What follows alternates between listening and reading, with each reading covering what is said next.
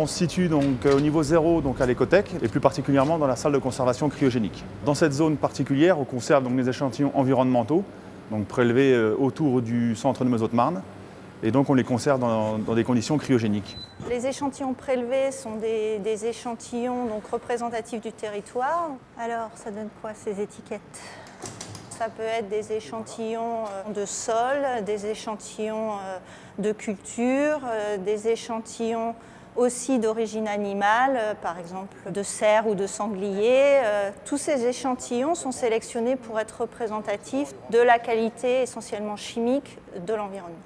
Du fait du caractère un peu spécifique du projet CIGEO, l'ANDRA est allé un petit peu plus loin que la demande réglementaire de surveillance de l'environnement pour installer un dispositif qui vraiment permet d'avoir une connaissance plus fine de l'environnement et de son fonctionnement. Et l'ensemble des analyses sont sous-traitées à des laboratoires universitaires ou des laboratoires privés qui nous garantissent le respect des protocoles et des normes de qualité et qui nous permettent d'assurer l'indépendance des données qui sont acquises sur le site.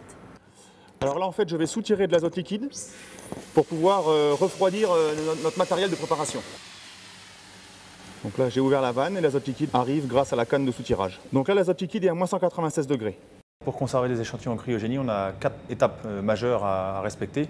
Tout d'abord donc la cryogénisation, parce qu'il faut initier la chaîne du froid. En fait on va refroidir l'échantillon à très forte température, donc entre moins 196 degrés et moins 150 degrés.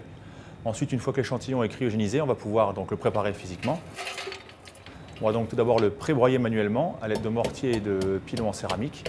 Ensuite, on va pouvoir cryo-broyer finement notre échantillon à l'aide du broyeur fin, le Pulverized 5. Notre cycle est terminé, on peut récupérer les bols et les replacer au froid jusqu'au prochain cycle. Et enfin, on conditionne l'échantillon, enfin le broyat, la poudre, on la conditionne en flacons de 20 ml, donc des flacons en verre, qu'on va ensuite répartir dans des racks inox et qu'on pourra également donc ranger dans une cuve cryogénique. Et ça va permettre donc de revenir sur ces échantillons-là dans 10, 15 ou 20 ans, voire même plus, pour faire de nouvelles analyses. On se trouve au rez-de-chaussée de l'écothèque, dans l'espace d'accueil du public, dans lequel on a mis en place une exposition sur les sciences de l'environnement, sur l'environnement local et le travail de l'Observatoire pérenne de l'environnement.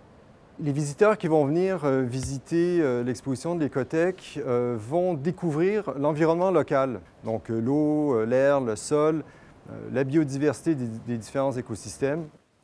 Et donc, on termine sur la partie atmosphérique, donc les études qui sont faites. Cette exposition elle a été mise en place lors de la construction de l'écothèque parce que c'était une occasion pour nous, qui avons une mission aussi de diffusion de la culture scientifique, de parler des sciences d'environnement.